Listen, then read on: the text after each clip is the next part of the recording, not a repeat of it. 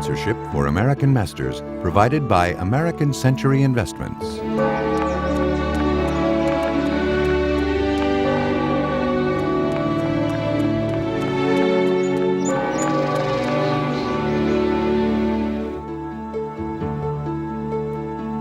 Major funding for this Encore program provided by the Jerome L. Green Foundation, dedicated to education and the arts.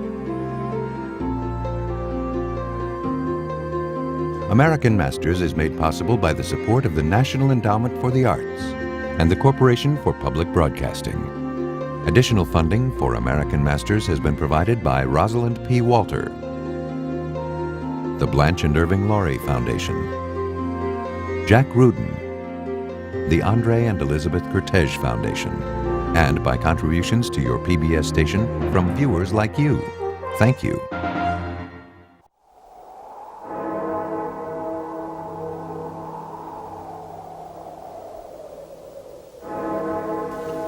Marius Petipa, the Russian choreographer who established the classical style in ballet, had reached the end of his career, and there was no one to whom he could entrust his art.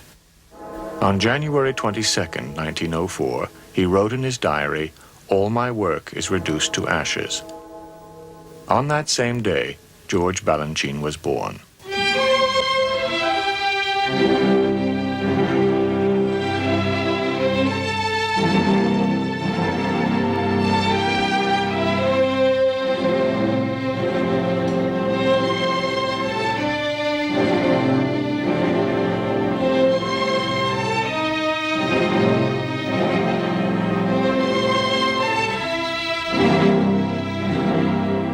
When he was 24 years old, Balanchine choreographed Apollo to a commissioned score by Igor Stravinsky for Serge Diaghilev's Ballet Russe.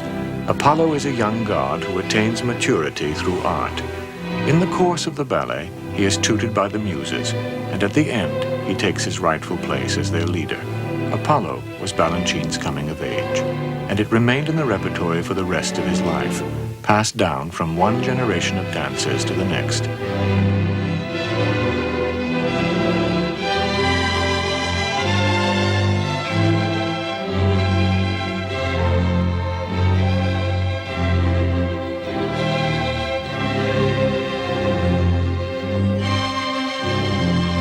Balanchine went on to make more than 300 ballets, and in them he built on what Petipa had done.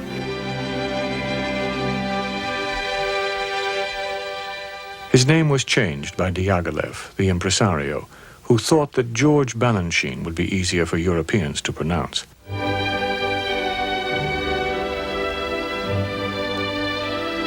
Balanchine had come from Russia, where he had been trained at the Imperial School in St. Petersburg. I was 9 years old, and I started as a ballet dancer. I started with Emperor Nikolai II, and we lived really very beautifully, and we were dressed, we had the uniform, and we were sort of like pages, and we were trained to music and drama.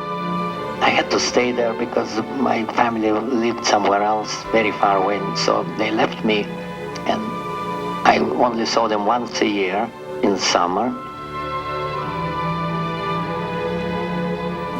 When I was very young, in Russia, the boys wear bangs, see, and long hair. Then when I came to school, they shaved me, and it was a disaster. They called me rat, and it's terrible. They ran away from the school, and they brought me back. But then, in a little keyhole, every day I saw 3 dancers came in and were taught by my professor. One was Karsavina, one was Bakanova, and third one was Gert. And I looked inside and I saw this working. It's like a little game, you know. So since then, somehow I decided that it's very interesting to look at something like that. Allowed to dance with the boys. Tamara Jiva, whom he later married, recalls meeting Balanchine in a ballroom lesson. Boys and girls. And when he arrived, he immediately took over the whole lesson from the teacher. and started arranging all sorts of quadrilles and minuets and everything. He had such a, I would describe his personality as a mixture of a poet and a general. Students at the Imperial School were put on stage at an early age, in operas and ballets at the Mariinsky Theatre. Balanchine's first appearance was as Amour, a little Cupid in the last act of The Sleeping Beauty. At age 16, he made his first ballet for a school performance, and soon after graduation, he organized the Young Ballet as a showcase for his choreography, which was experimental and controversial. Meanwhile, the revolution had turned Balanchine's world upside down. The Tsar had been killed, the Mariinsky Theatre and the Imperial Ballet School were closed, and when they finally reopened, it was in a climate of uncertainty. Food, heat, clothing, and transportation were scarce. I wouldn't tell you how terrible it was anyhow, but finally I left. And I left with my friends who call ourselves Soviet dancers, and we went to Germany just for a few weeks. So we danced, 4 of us, in some small vaudevilles, and Diaghilev sent us telegram to come. Balanchine and his friends auditioned for Diaghilev in Paris, and he immediately asked them to join his Ballet Russe. And he told me that you will have to choreograph some operas with this Monte Carlo opera. And he said, can you do it very fast? So I said, of course I could, because I was young. When you're young, you do anything. We all adored him, and I can remember so well, I can't remember the opera now, the first time he ever arranged anything. It was a pas de trois in some opera, can't remember what it was called, for myself, Dubrovska, and Danilova. And I remember coming into the dressing room after and saying, I think he's a genius. I was about 20 years old, and Stravinsky, Diaghilev gave me this ballet called Rossignol, and I first time met Stravinsky then, you see, and he played for me, and he said that's the way it should be, and the tempo should be like that, and I memorized everything, and I exactly made what it was. But you know what happened? When Stravinsky left, when we rehearsed, Diaghilev came in. He had this bamboo thing that he, worked with, like a little cane. And he started to bang down, he says, no, it's a wrong tempo, it's bang, bang, bang. And this would be tam, ta, ta, ta, ta, tam, ta, ta, ta, ta. I said, no. Sergei Pavlovich, I say, that's not true, because I said that Stravinsky wanted to faster, with cha-cha, pa-ti-ti-ta. That's how I made. No, I said, I don't want that. That should be pang, pang. Well, so I did everything, and I changed everything. And when Stravinsky came in, he says, what's the matter with you? I said, I told you that this is wrong tempo. And I put back to the right tempos, you see, the way he wanted to see them.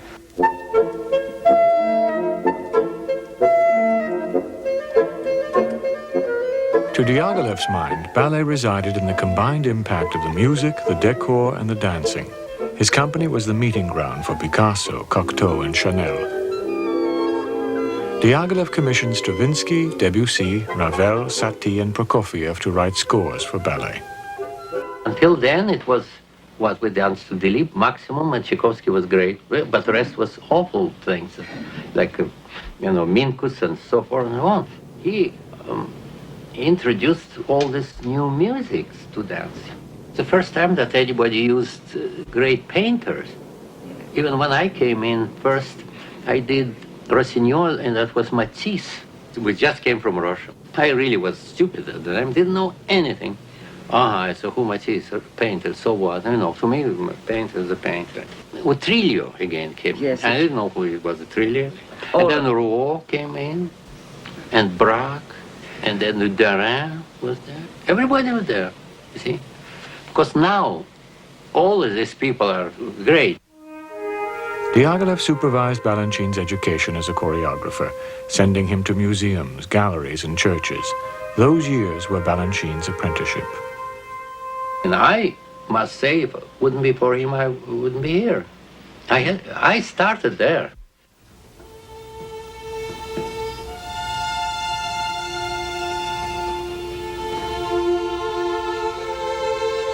Of the three muses who instruct Apollo in the arts, Calliope personifies poetry and its rhythm.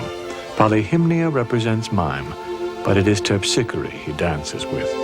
By combining both rhythm and gesture, she reveals dancing to the world.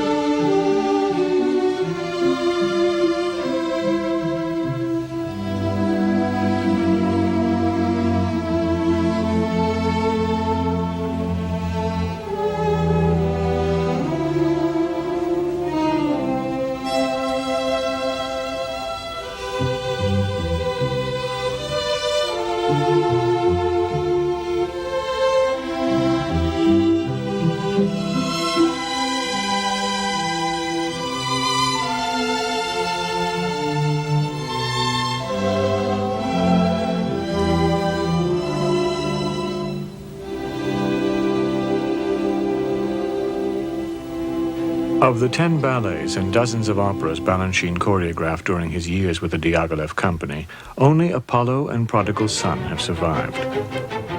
Prodigal Son, to music by Serge Prokofiev with decor by Georges Rouault, tells the Bible story of the son who rejects his father's love and leaves home.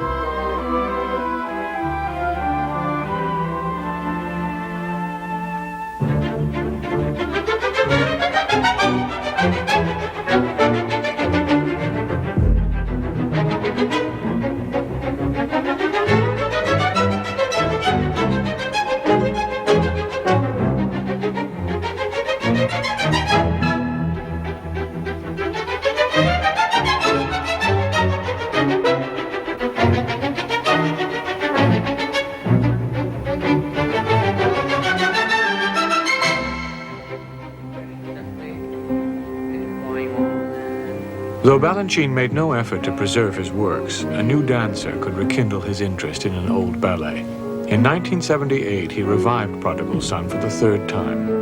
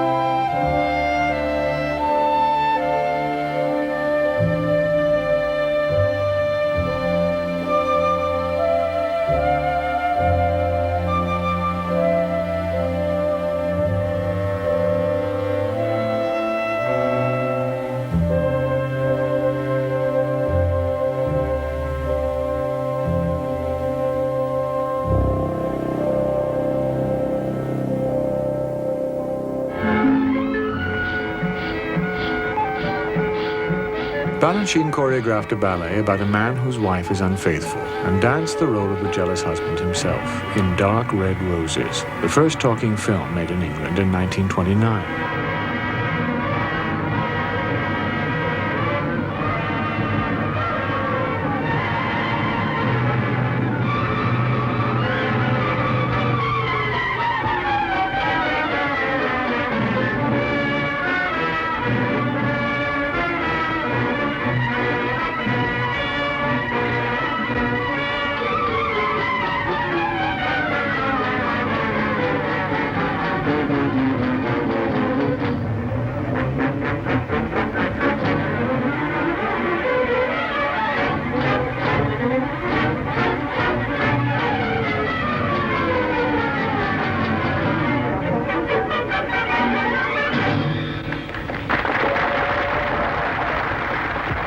It was on the set for Dark Red Roses that Balanchine heard the news of Diaghilev's death in Venice.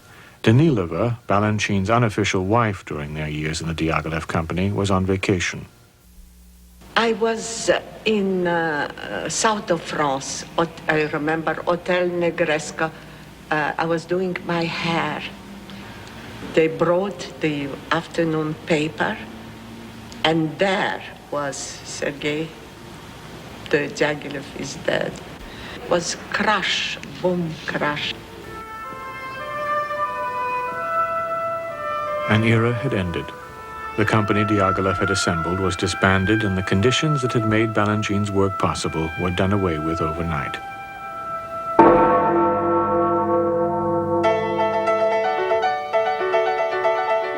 For the next 3 years, Balanchine lived the life of an itinerant choreographer, working in London and in Copenhagen, Paris, and again in Monte Carlo, where he was hired as ballet master for a new company. For its first season in 1932, Balanchine recruited new talent. 3 young girls who came to be known as the baby ballerinas: Tatiana Ryabushinska, age 15, Tamara Tumanova, age 13, and Irina Baranova, age 12. For Tumanova, Balanchine made Cotillon, a ballet about a girl's first ball and the desperate sense of frivolity that pervades it. Cotillon was a ballet that captured its moment in history, one last frenzied celebration before the events of the future closed in.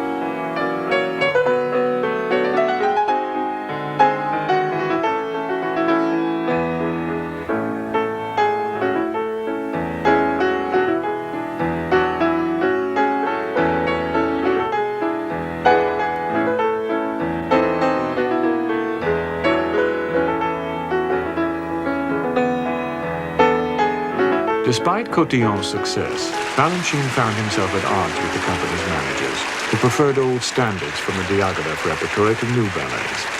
When he was fired, he returned to Paris, where he founded his own company devoted to new works. The year was 1933, and the company was named for it. The venture was financed by Edward James, a wealthy English socialite looking for a present to give his wife, who was a dancer. He decided that a ballet company would be just the thing. With a repertory of 6 new ballets, all of them by Balanchine, the company opened to indifferent reviews.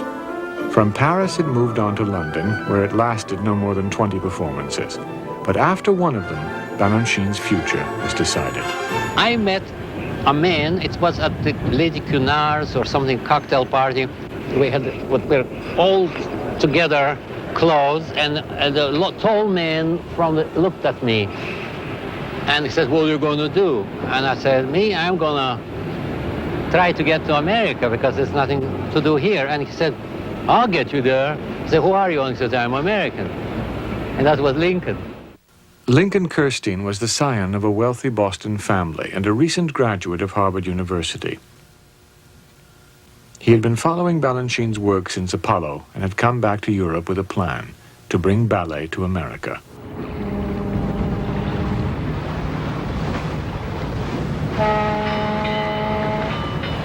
Balanchine arrived in New York in October 1933, full of hope.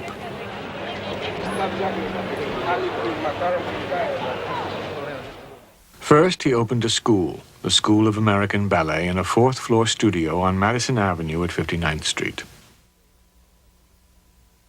There was nobody that could dance here. I mean, we didn't have children at that time, but it was that grown-up sort of, teaching them be a little cleaner and, and teach them how to dance better.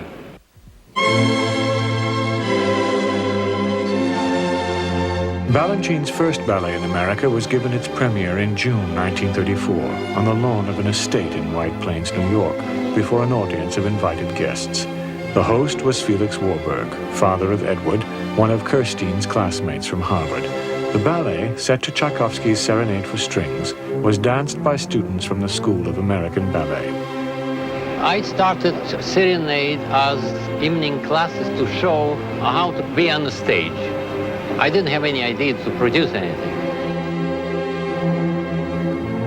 Attendance at rehearsals was irregular, but Balanchine made a virtue of necessity and choreographed each section for as many dances as he had that evening.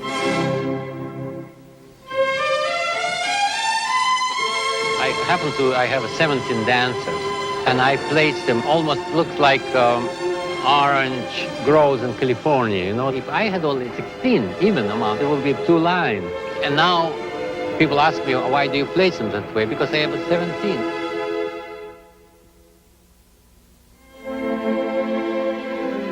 Despite the somewhat makeshift conditions, Balanchine worked at transformation. The opening of Serenade is a ritual, reenacted at every performance in which ordinary women become ballet dancers.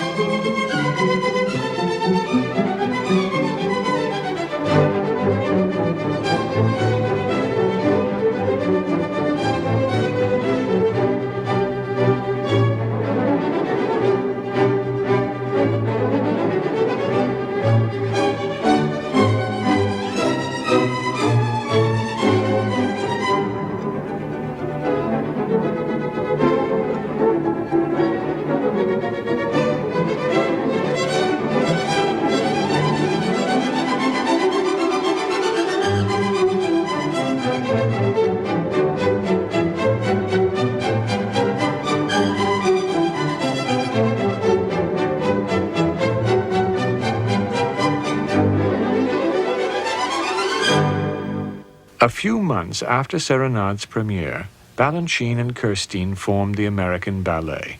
For its first New York season, Balanchine staged 6 of his ballets, including Alma Mater, a new work made to meet the demand for ballets based on American themes. Nevertheless, the reigning critic at the time found Balanchine's choreography too international and suggested that the American ballet find itself an American choreographer. In the fall of 1935, the American Ballet was invited to become the resident company of the Metropolitan Opera. Here, finally, was where ballet belonged, on an opera house stage with a full orchestra. The situation seemed ideal. But the Met's directors were narrow-minded, and Balanchine had big ideas. The management was furious when the applause for his choreography in Carmen stopped the opera. They told him that an evening of ballet was out of the question because there was no money for extra orchestra rehearsals. Balanchine took the news in stride and choreographed a ballet to music the orchestra already knew. The Bat, to music from De Fledermaus, was a hit.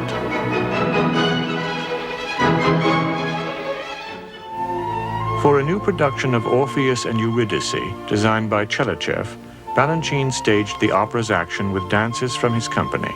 The singers were relegated to the pit with the orchestra. This revolutionary notion lasted a total of 2 performances. In the spring of 1937, Balanchine persuaded the Met's directors to allow him to mount a Stravinsky festival, for which he choreographed Card Game, a ballet in 3 deals. Stravinsky himself conducted the performances, and the evening was a success, but nothing could change the management's mind about ballet.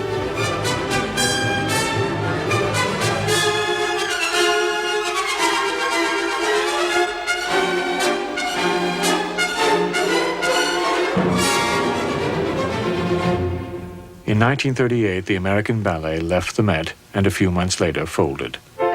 During the years when Balanchine was making ballets at the Met, he was moonlighting on Broadway and in Hollywood, choreographing dance numbers for musicals and movies. Over the course of his career, he choreographed 17 Broadway shows.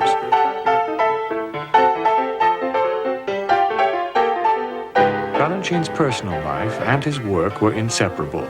And in 1938, after the Christmas Eve performance of I Married an Angel, he married Vera Zorina, the star of the show.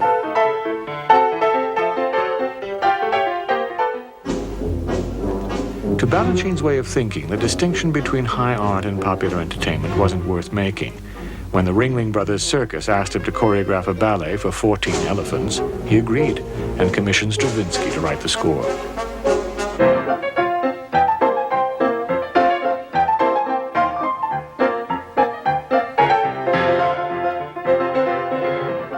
Balanchine went to work in Hollywood for Sam Goldwyn, who commissioned choreography for his Goldwyn Follies.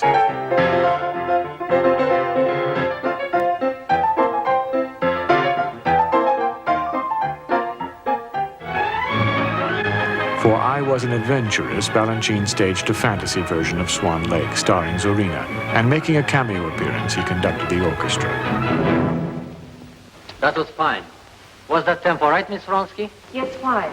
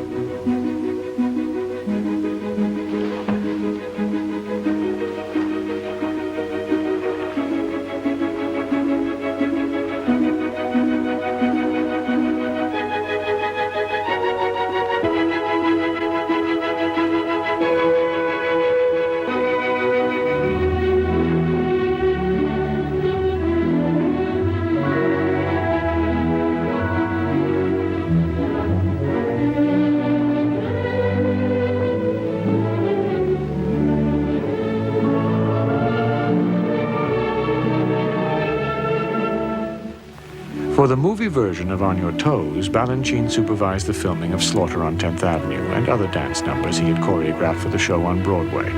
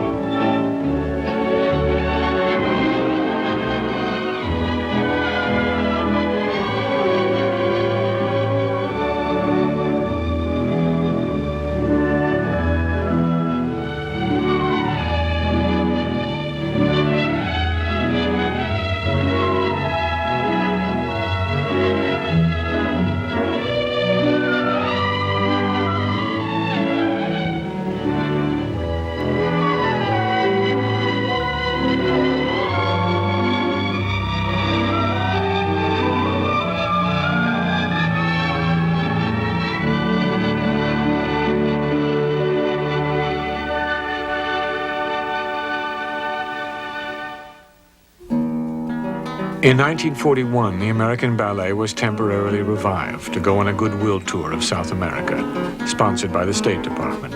Balanchine made two major new ballets for export, Ballet Imperial and Concerto Barocco. The end of the tour was the end of the company. Balanchine's goal, his own company, must have seemed more unlikely than ever. But he continued to make ballets for other companies and contented himself with work. I don't care about past. And future, I wouldn't know what it is. To me, today is everything. With Kirstein, Balanchine formed a new company under a new name. Divorced from Zorina, he married Maria Tallchief, one of his dancers. Ballet Society was launched in 1946 in the auditorium of the Central High School of Needle Trades in New York with an important new ballet. Balanchine had commissioned the score from Paul Hindemith. I used to have a concert at home. Nice apartment, two pianos, and a friend. I worked on Broadway, you see, and I had little money. So I asked Hindemith, I write something for a piano with little strings, you know, so that I can play at home. For me, he said, oh yes, I have a few weeks. And he himself did the variations, the theme he invented and made variations, he called them for temperaments.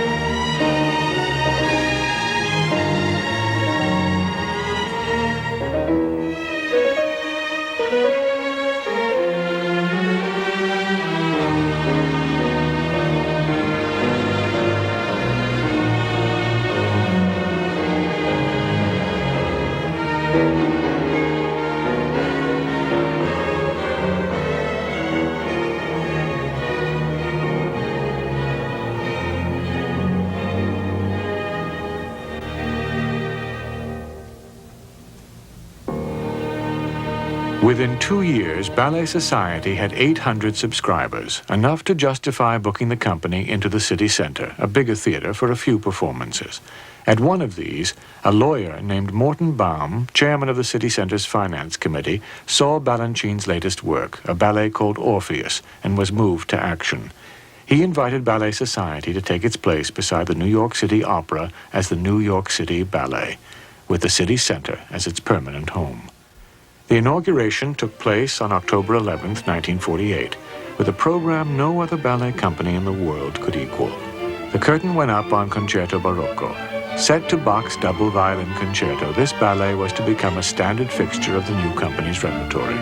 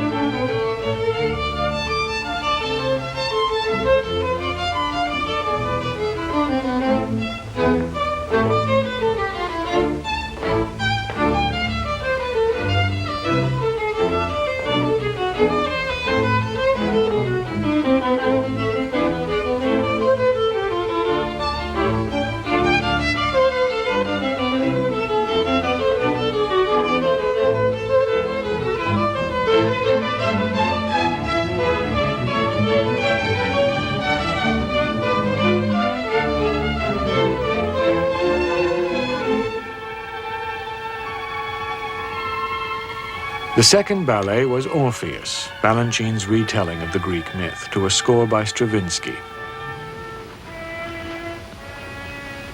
Orpheus makes a pact with a dark angel who leads him into Hades, where he rescues his wife, Eurydice. Blindfolded, Orpheus pledges not to look at her until they have ascended to earth. Eurydice, fearing that she has lost his love, implores him to tear the mask from his eyes.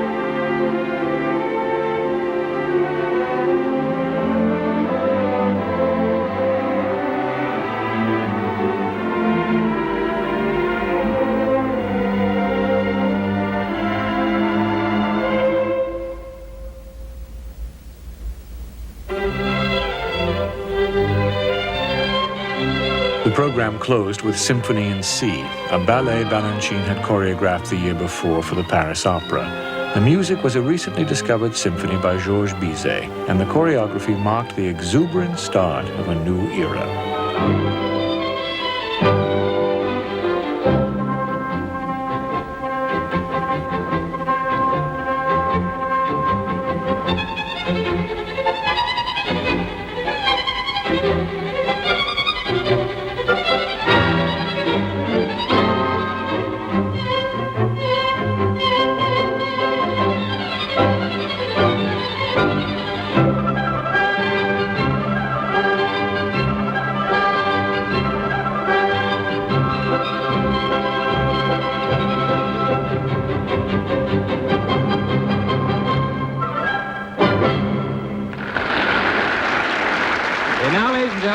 a complete change of pace from the New York City Center Ballet Company, with a courtesy because George Balanchine did a special choreographing job on this, Andrei Aglevsky and Deanne Adams, and members of the company.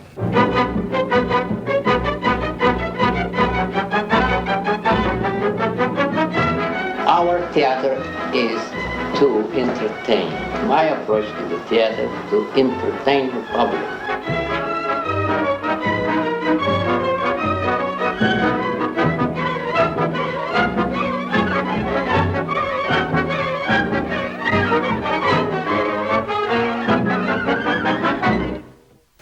At the same time as he was building a repertory, Balanchine was cultivating a larger audience for ballet. In 1954, he choreographed The Nutcracker, and over the years, it proved to be the New York City Ballet's bread and butter.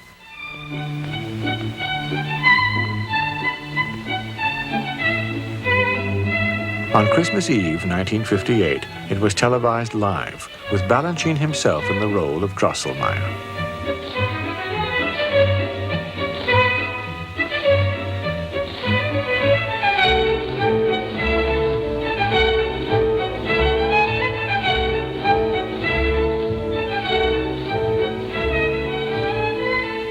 Clara loves the Nutcracker. It is the best present Godfather Drosselmeyer has ever brought her. Oh, this is more than Fritz can bear.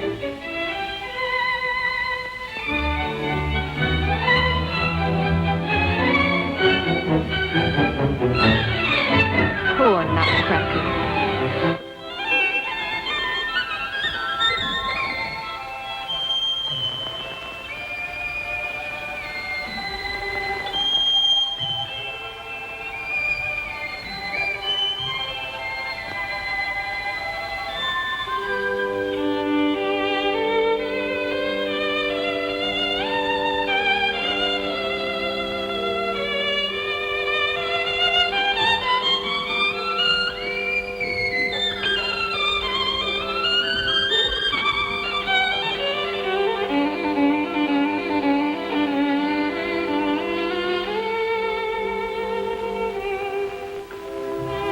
The School of American Ballet continued to furnish Balanchine with dancers. In 1940, it awarded its first scholarships, one of them to an 11-year-old girl named Tanaki Leclerc.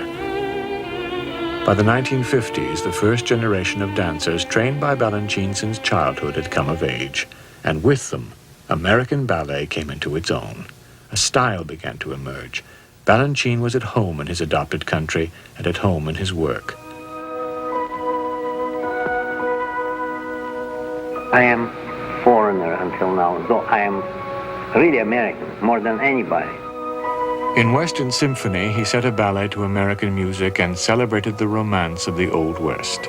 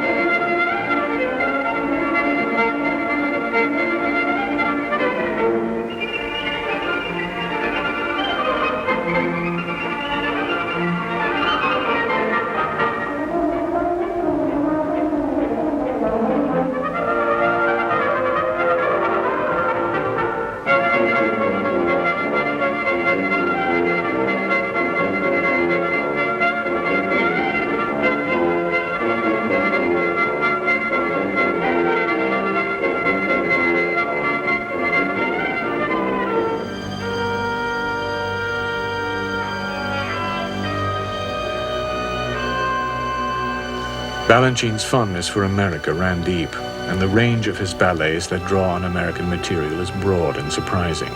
He used the music of an American composer, Charles Ives.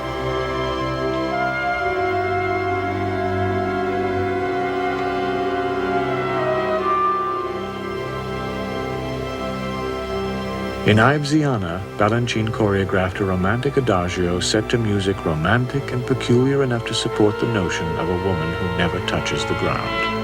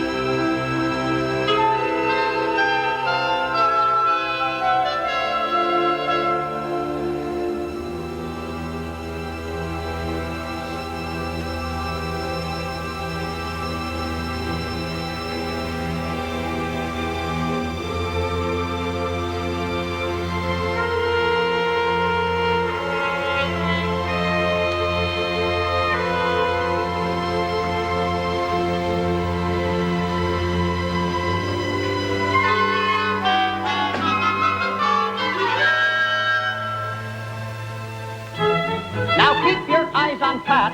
Now see what she is at. Her feet go wickety-whack. Now you do the same, each pretty little dame. Point your foot and point your toe, hands above and feet below. Up the In square dance, Balanchine made an American subject universal, set to music by Vivaldi. Telling you what to do. Now you do it too. Be sure you follow through. Dance to the center and back right in. Now turn right out and away you go. Turn again and don't be slow. Couples go round in the do-si-do. Now come right back and on we go. Do-si-do and around once more. Lift your feet right off the floor. Keep your feet right in time. Strawberry, raspberry, lemon and lime. Chase the rabbit, chase the squirrel, chase that pretty girl round the world. Chase that possum, chase that coon, chase Manhattan on the moon. An air of excitement and expectancy surrounded the company. New ballets were sold out weeks in advance. The audience was eager to see what Balanchine would do next. For Tanaki Leclerc, whom he married, he choreographed La Valse.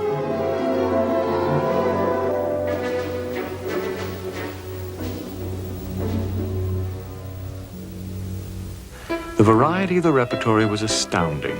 Balanchine made ballet a vital art, open to everything, electronic music, the theater of Bertolt Brecht, even modern dance. In 1959, he invited Martha Graham to share in a new work.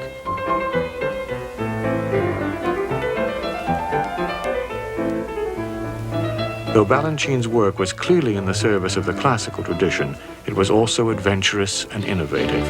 Time and again, he confounded the audience's expectations. What he was doing was not what they thought of as ballet. Sousa is a composer that was influenced, or he was a pupil of Offenbach. And he played, I think, violin or viola in Offenbach's orchestra. He was Portuguese, I think, something. But he wrote French Offenbachian type of music and marches. And marches that he wrote adopted here by our army. It's a 120 metronome, which is a French march. It's very fast walking. Did you see French people walk? They walk like mad. See, that's how American walks. Why? Because of Sousa.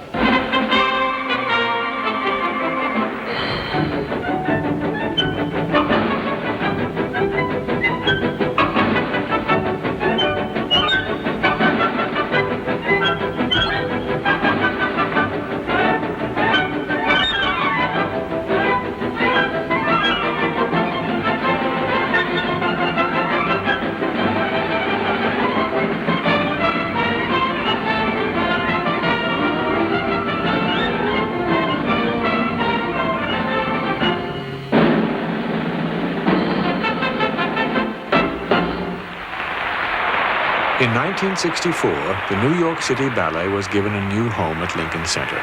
The New York State Theater was designed to Balanchine's specifications, and on its stage, he recreated the glory of the Imperial Ballet in America. We are prepared to dance on a big stage. Matter of fact, I stage everything for a big stage, and when we danced at the city center, was not enough room.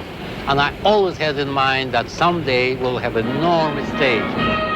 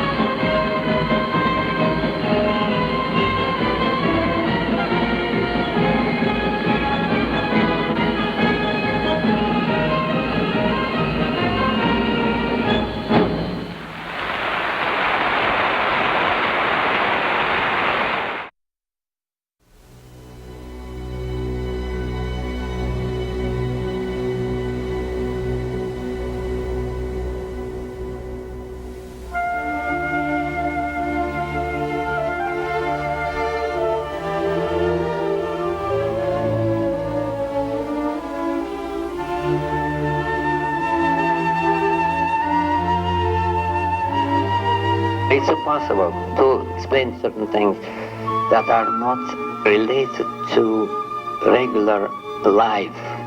What we are trying to do, we're all like that. We try to explain certain things that are unexplainable.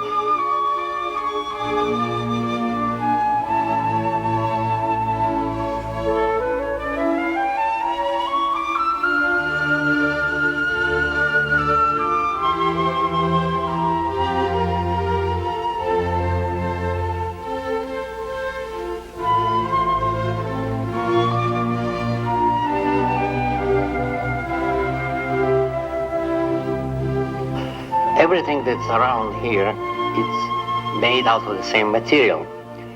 But there is another thing, it's very important that it's not made of the material. You see, it's made of something, but it doesn't belong to this world. You see, the real world is not here.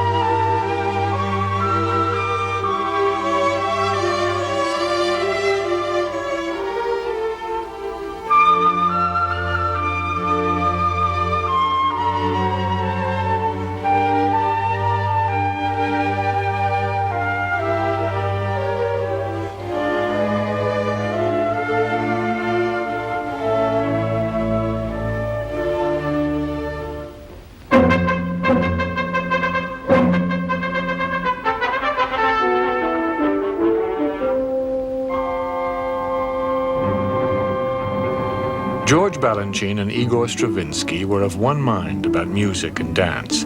With Stravinsky, Balanchine made classical ballet a modern art, beginning in 1928 with Apollo. He was 20 years old when the impresario Serge Diaghilev introduced them. It was 1925. I just met him. First of all, you have big respect, and he's a Russian, but very sophisticated. He's 23 years older than I am. He's like my father. Probably, you know, this music to play during Diaghilev time, but during Diaghilev, Apollon was impossible. They laughed at it. How? My God, what? You know, they couldn't calculate. What awful, you know? And Prodigal Son, all the stuff was typical. Now, people whistle on the street, you know? Not always in the street. No. Maybe in the bathroom. No.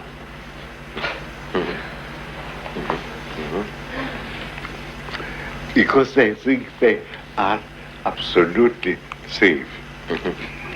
And nobody can hear him. Take some more. Let's be drunk.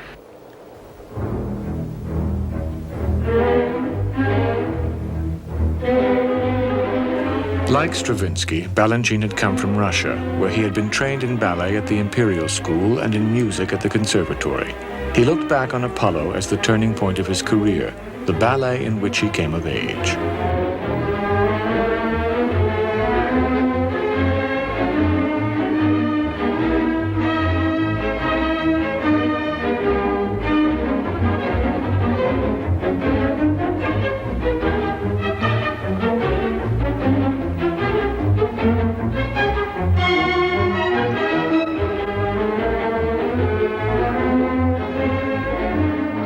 The Russian critic that in 1928 he says, "Young man, tell me, where did you see Apollo walking on his knees?"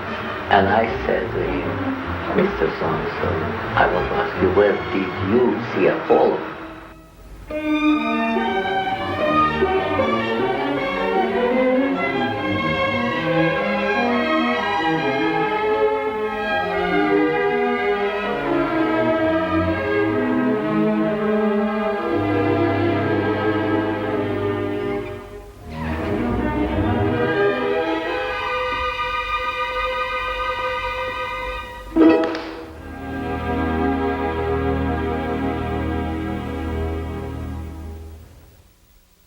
Both Balanchine and Stravinsky resettled in America, where Balanchine built a company of his own, the New York City Ballet. Their partnership continued and culminated in 1957 with a ballet called Agon. It's a competition. He said, let's make series of dancing. And he told me that he has the idea of doing like an old type of French court dancing or peasant dancing. In Balanchine's hands, classical ballet incorporated the past in the present, and nowhere was this more apparent than in Agon, a ballet that reconciled the French dance forms of the 17th century with the anxiety of the 20th. In its nervous intensity, its nakedness of execution, Agon was unlike any ballet that had ever been made before.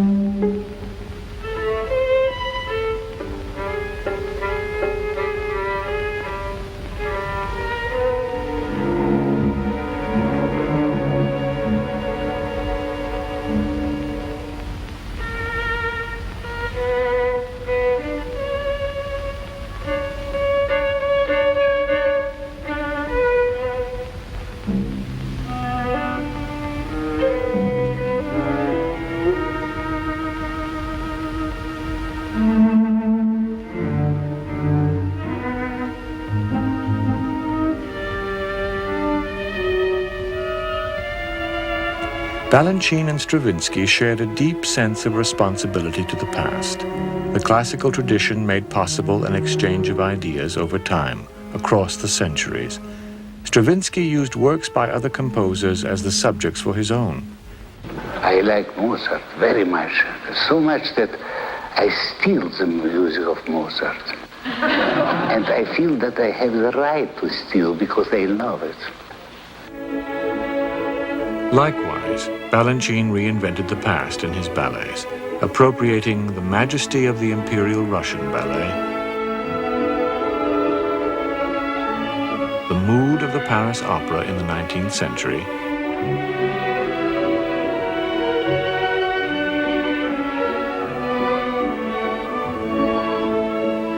and the setting of La Sylphide, a 19th century ballet by Auguste Bournonville. But where La Sylphide is a novel, a full-length story ballet, Balanchine's Scotch Symphony is a poem on the same subject.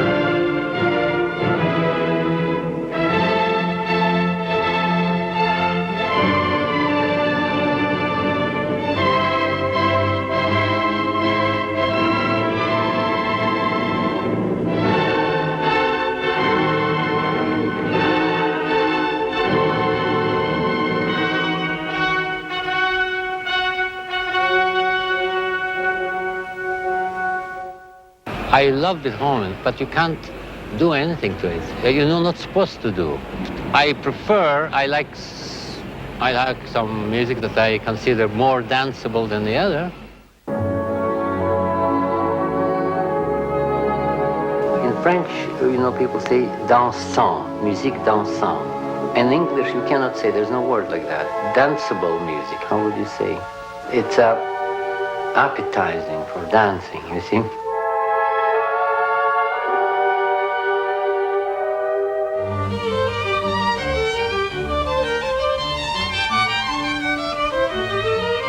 Music makes us aware of time.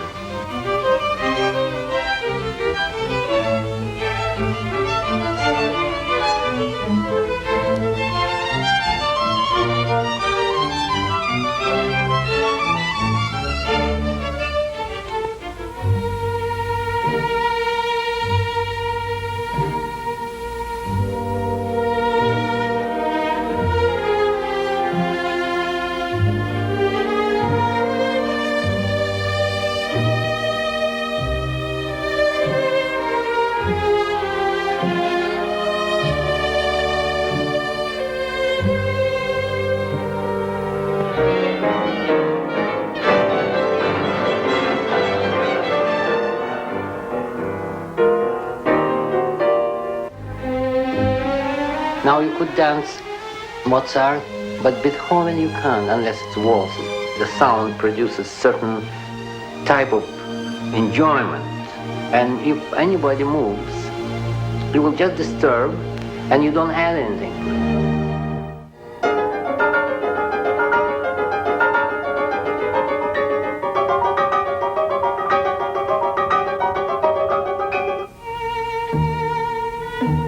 I feel that music is like an aquarium. It's all around you. It's like a fish goes through the water. The music is the aquarium, and dancing is the fish.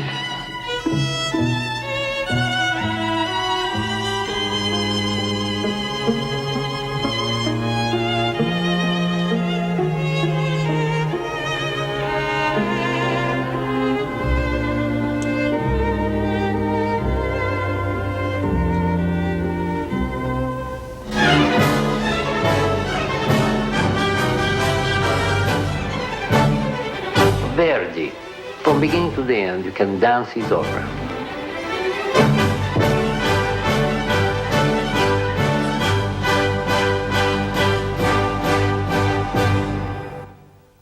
To Balanchine's way of thinking, dance, like music, was under no obligation to tell a story or to imitate scenes from life.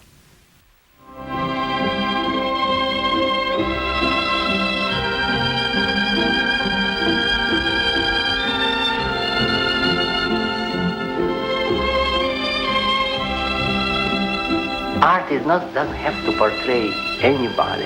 It's not our business to say that we're going to show you how awful your life is. The guy that just lost, wife left him. Poor man wants to kill himself and goes to the theater, and what he sees, that nobody is divorcing, nobody has any wife that left. It's just people dancing. He says, oh, that's not art, that's not very interesting.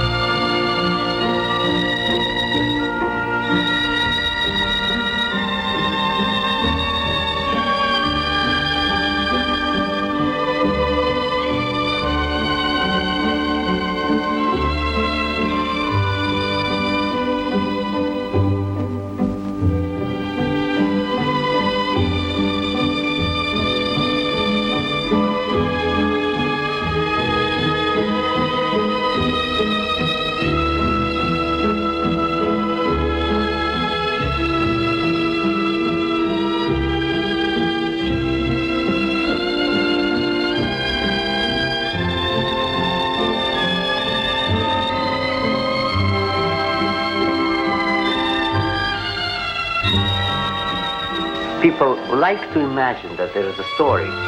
Mozart wrote so many symphonies, for instance. It doesn't mean anything except the number 40. And it doesn't say anything except music. Music can express nothing. That's my conviction. It can't express itself only.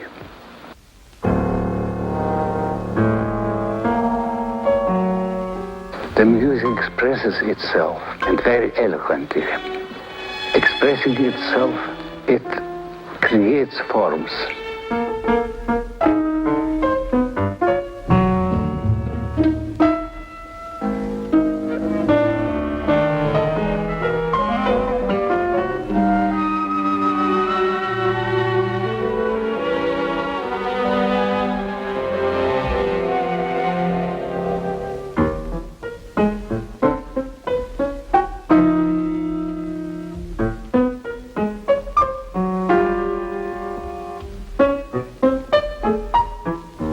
Balanchine's choreography was formalist. Some people called it abstract. What is abstract? They mean storyless. But they could be a meaning in it. You see, the people that meet, that one person gives the hand and the girl embraces, it's already has a meaning in it. See? A duet is a love story almost. So how much story you want?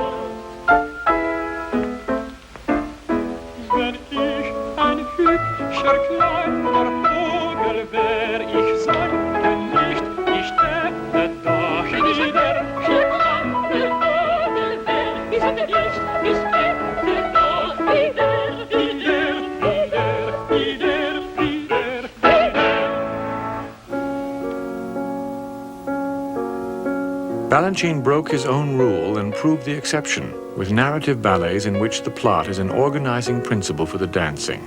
He choreographed Cervantes' Don Quixote and danced the role of the Don himself, with Suzanne Farrell as Dulcinea.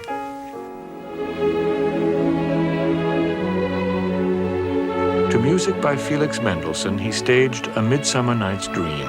In it, Titania, Queen of the Fairies, wakes up under the spell of Oberon's magic and falls in love with the first creature she sees.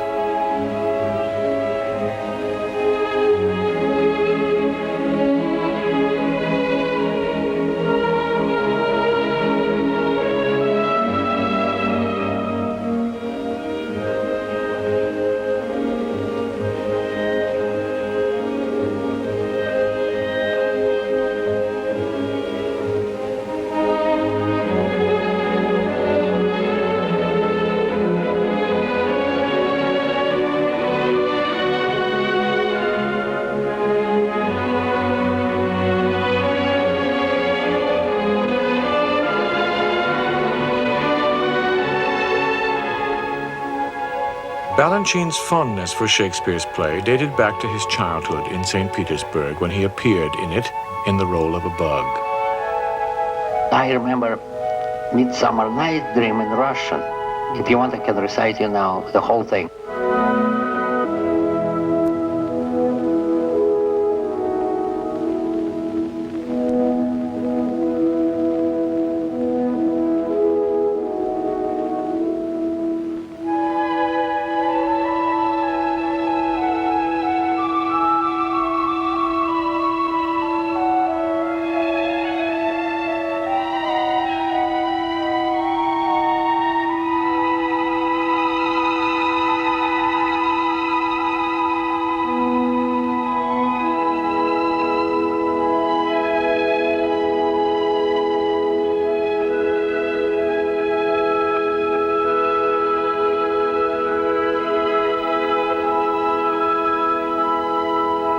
Like Stravinsky, Balanchine regarded himself as a craftsman.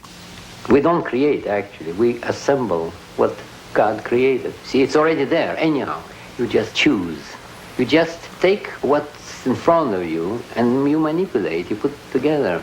This inspiration, it's not anything that is all of a sudden like a stomach ache. There's no such thing as inspiration. You have to work.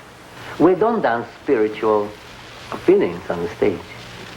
It's a purely physical because you have a body on the stage that must move. In 1976, choreographing Union Jack, Balanchine salvaged material from an unsuccessful ballet no longer in the repertory. In every little weak work, there was little moment right. Sometimes even I take this moment and I use somewhere else.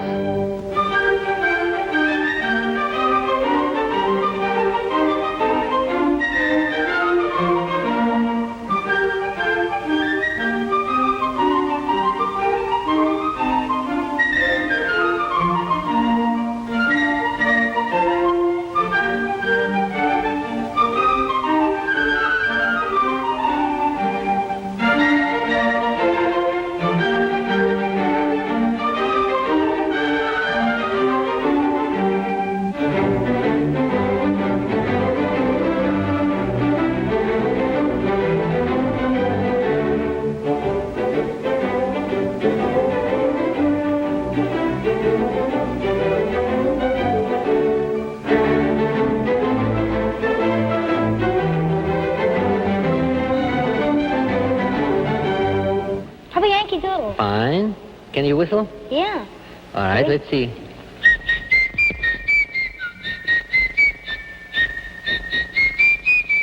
Fine. Fine, all right. You can do it to this? Yeah, wouldn't All be right. a great ballet, but will be a few steps. Okay, right? we'll go over here All right. and get out of your way. Though his choreography nearly always looked definitive and inevitable, Balanchine could come up with any number of steps to fit the same piece of music. Arabesque on point and two, and then do entrecise, échappé, and that repeat that, correct? And I'll say 1, 2, and start together. Okay. All right, 1, 2.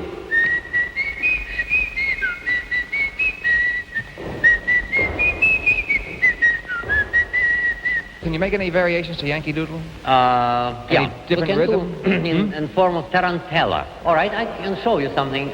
Would you please play something like that? Now, will you almost... Now, Putt and Ginger, you see, before, but you lift he shows them what he wants them to do, and his hands do the thing he wants and the feet to do. And then... You see, his hands are Fine, doing the step fine, that he expects right. the feet to do. Ready, go, and...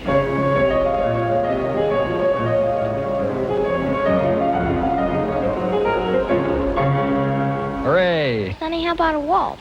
Don't ask me. Let's ask Mr. Balanchine. A waltz? Fine, we'll do something.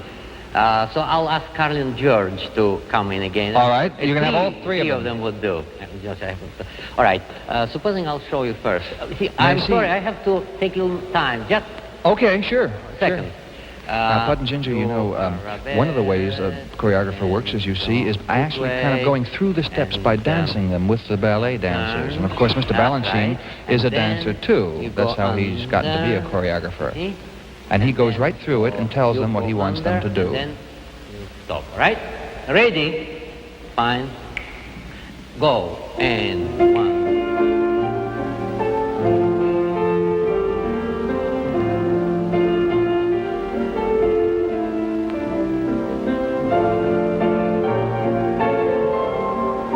All right. Oh, right. Oh, come on. Well, you know, I'm very sorry, but I mean, you have to practice a little longer.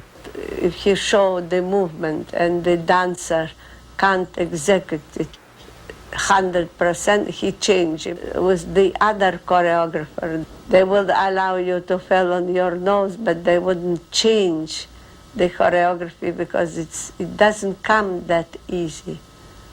From him, it's used to pour.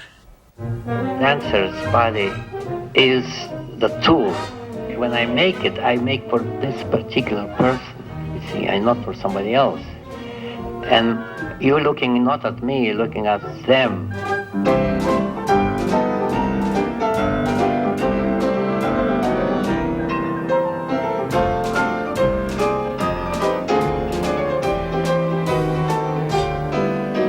I look all the time and I see dancers and I borrow from them. I use what they are. I know that this person jumps very high and turns very fast, and I use this. It's like you use ability of a horse to run, or you use a pussycat. You cannot teach pussycat what you want, but you will make her do what she wants. But really she gives me the idea, like Murka. I just start to play and she started to jump, and I developed that jump. And she started to really go backwards and fly even. She loved it. I said, how did you train her? I didn't train her. She trained me.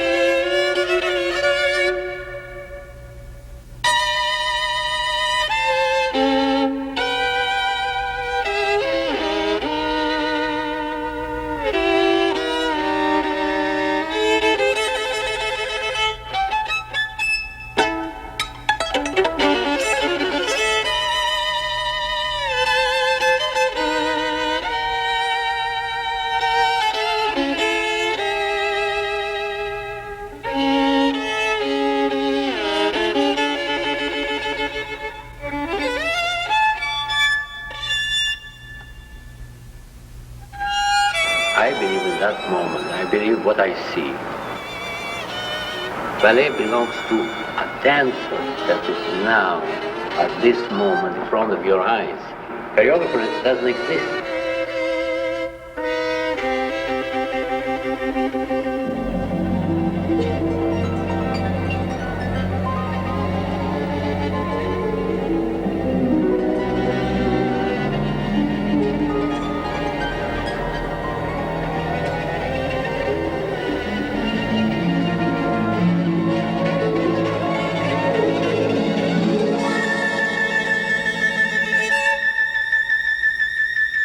Balanchine's selflessness is most apparent in the vehicles he made for his dancers. Since its premiere in 1960, Tchaikovsky Pas de Deux has been a showcase for many dancers, and Balanchine adapted its choreography to each new cast.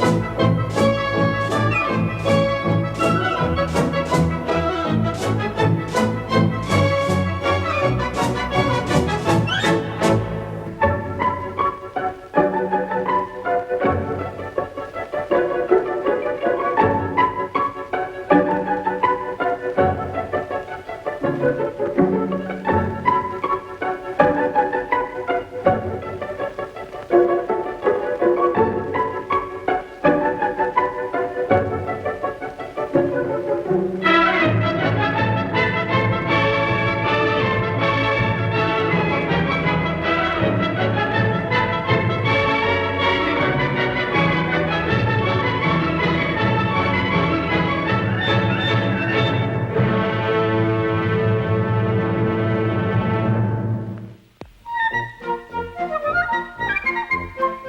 cannot sit down and think about dancing. You have to dance. So you get up and you start moving. And you take up people and you move them.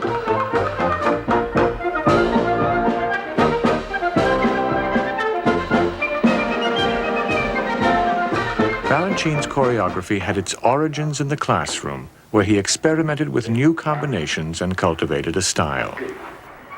And I have certain ideas how to develop and what I want to see. I don't even know what it is, but I push people to a certain level that I like. I have to satisfy myself. I have to look and say I like. The studio was Balanchine's laboratory, and ballet training was his science. The School of American Ballet continued to supply him with dancers trained in the technique he had been brought up in as a student at the Imperial Ballet School. Balanchine took this technique and deliberately exaggerated certain aspects of it. I wanted to have a certain way of dancing. We came from Russia and we had this technique of filling the stage. But still with this, I was moving these legs out more and more turnouts and stronger knees and more turns and bigger jumps. Balanchine's approach to training dancers was both highly clinical and deeply personal. You have to know what they need. You have to know what's lacking. As some people, they have a little more of that and less of this, you see. See, the bodies are different. One acquires a little faster speed, the other one have a little more of elevation. You have to watch everyone separately, see what each one needs. And you insist on some things that they have to memorize. See, memories are very short. They also, body is lazy.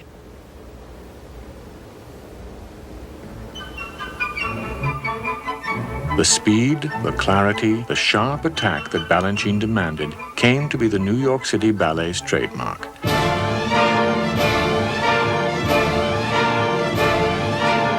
Fascinated by the workings of the human body and curious about its limits, Balanchine got people dancing bigger and faster than anyone ever had before.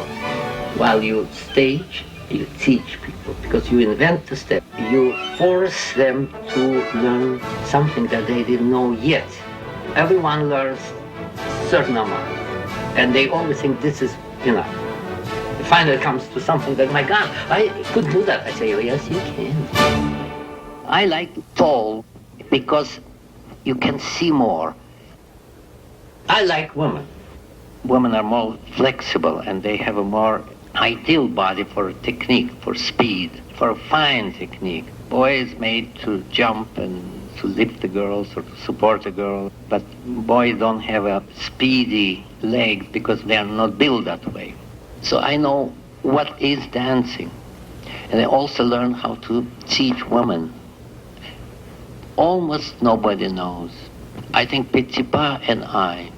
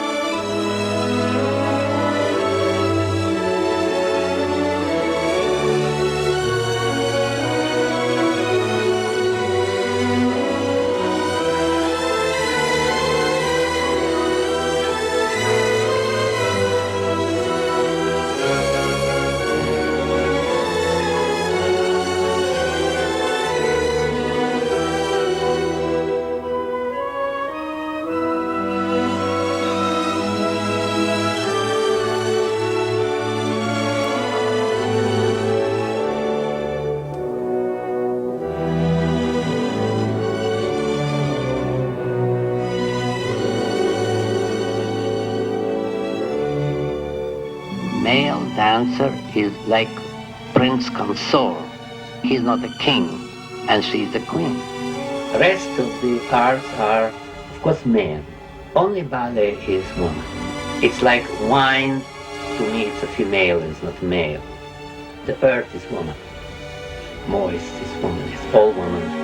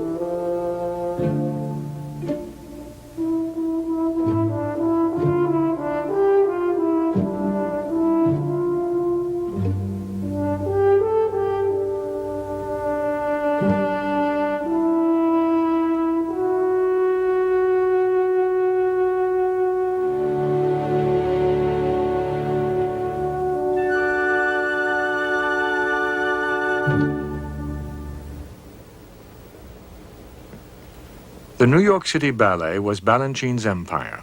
With Lincoln Kirstein's help, he had built it and he used it as a platform for the music he loved. For Ravel, Tchaikovsky, and Stravinsky, Balanchine mounted festivals of ballet set to their works. He invited other choreographers to share in his company. One of them, Jerome Robbins, eventually came to stay. In its home at the New York State Theater, the New York City Ballet flourished. By the 1970s, there were over 100 dancers on the roster, all of them handpicked by Balanchine. He taught class, he cast the repertory, and oversaw the details of every production. Balanchine lived at the theater and rarely missed a performance, watching from his post in the wings. Nothing escaped his attention. I remember perfume very well. I give few girls, I give them some perfume, not because I like them, but because I like to know where they are. When I come to the theater, I already know this is so-and-so. I know everything going on there. I have to feed this company. See, like you have to be a chef in a restaurant and you're constantly cooking. And if I didn't cook, we wouldn't have a company. Balanchine was an excellent cook, and every year at Easter, he prepared a Russian supper for his friends. I do work for a theater and for people that pay. It's a professional kind of a job to prepare little pies for people that pay some money to see. You see, that's what my business is. It's my business to make repertoire. It's like a restaurant. You have to cook, you have to appease lots of people. Balanchine was notorious for his ability to coax Stravinsky out of a bad mood with his cooking. He loved to eat, for instance, and I used to describe how wonderful would be wonderful Russian small cutlets in the sour cream and with little mushrooms, and so forth and on, and vodka he loved, and all the little hors d'oeuvres, Russian zakutska is around. So I started to tell him that he immediately, forgets everything, and he starts to, be very happy about this. Even to last moment when I came here to see him about a week before he died, I know that I told him how I could prepare him and bring it, this wonderful, and he looked at me and he tried to say something, and then I said, what? And he, in Russian, he screamed finally one word, when? Together, Balanchine and Stravinsky had steered a course for the classical tradition in the 20th century. Of the more than 400 works Balanchine choreographed over his long career, 39 of them were set to music by Stravinsky. You know what? It's amazing that I didn't realize. When you look at this, the 12 violin starts, it looks like it's a little softer, the whole thing, and no rhythm in it. I mean, no pulse. No. But now I hear the pulse. It's almost like a shaka. Yeah, because they made accents, to be sure. That's what it is. You're not supposed to, you know? Because you don't have to really accentuate time to be in time. No. We have to be sure it's a little bit, ourselves. Yeah. Well, like planets, they really, I mean, the world, I always say that we are so wrong, but what is right, it's our feeling, it's more right than our calculation. Our relation. Yeah. And they are not always the same. Yeah. They are different. Yeah. They are different. No. In some years, you will have different relations with the same music. And this one will be right.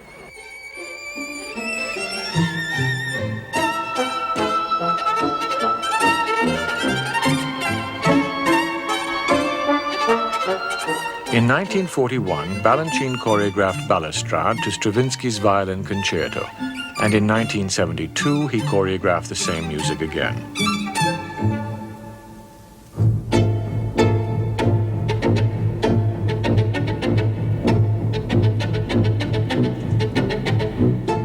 Stravinsky Violin Concerto was one of 30 ballets in the New York City Ballet Stravinsky Festival, held a year after Stravinsky's death.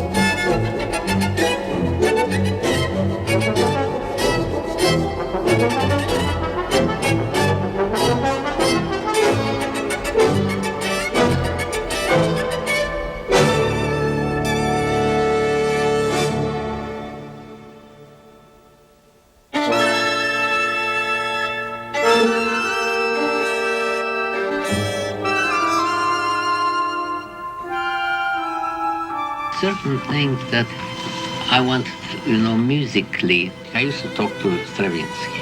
He used to tell me certain suggestions.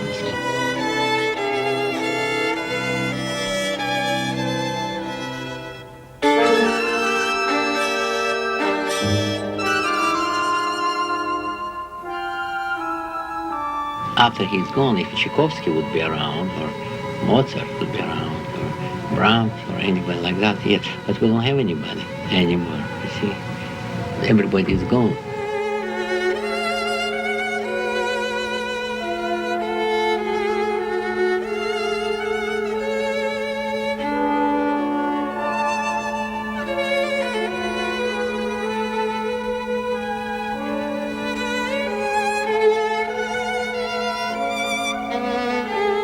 Actually, is gone. His body is gone, but he's here. At the end only, I made gesture to Stravinsky. At the end, I said, "How do you do?"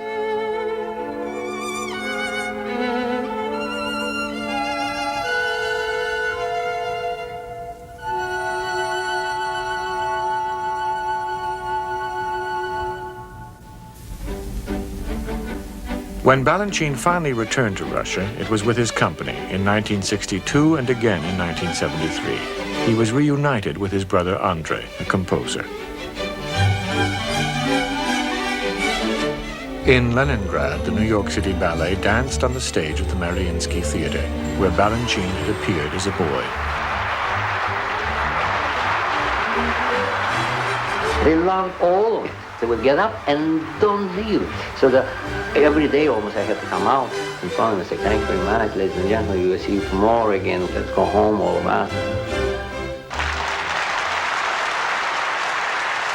By the 1970s, the New York City Ballet had attracted an enormous audience, and government officials and organizations of all kinds stood in line to bestow their awards on Balanchine.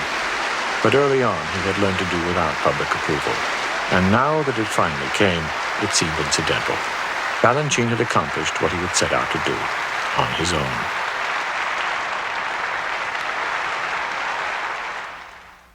People dance while I'm here, they dance that way. I'm gone, they will continue dancing, but somebody's going to rehearse them different. So it all will be a little different, with different approach, different intensity. So if a few years go by and I won't be here, so it will be my balance, but will look different. The themes of grief and separation had always been present in Balanchine's work, but toward the end, they grew more insistent. In his last ballets, he choreographed his own farewell.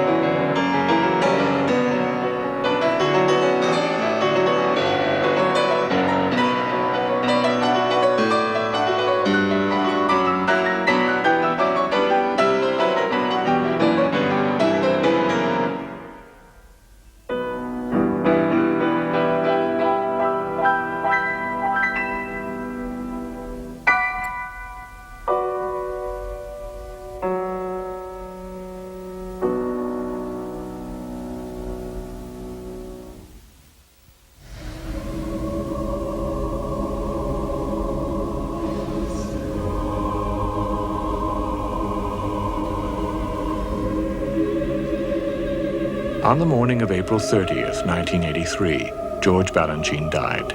His funeral was held 3 days later in the Russian Orthodox Church where he had been a member. At the New York State Theater, the New York City Ballet danced as scheduled.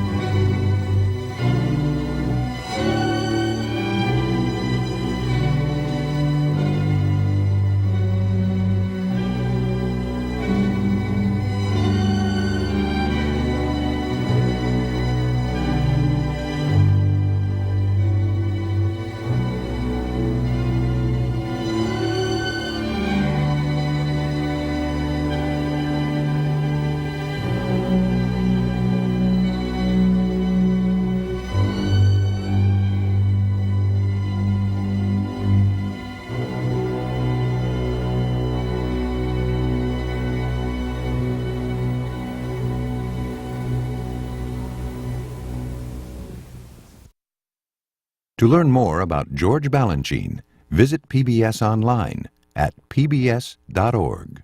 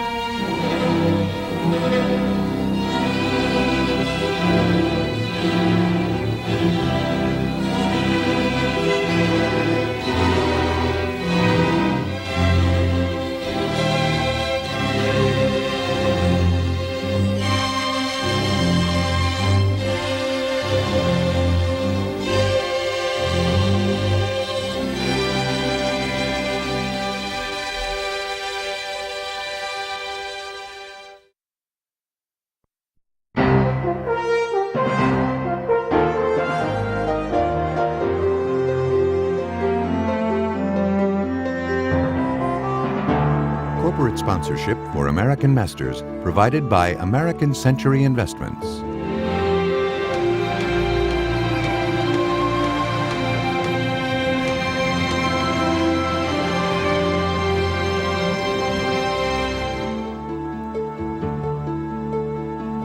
Major funding for this Encore program provided by the Jerome L. Green Foundation, dedicated to education and the arts. American Masters is made possible by the support of the National Endowment for the Arts and the Corporation for Public Broadcasting. Additional funding for American Masters has been provided by Rosalind P. Walter, the Blanche and Irving Laurie Foundation, Jack Rudin, the Andre and Elizabeth Cortege Foundation, and by contributions to your PBS station from viewers like you. Thank you.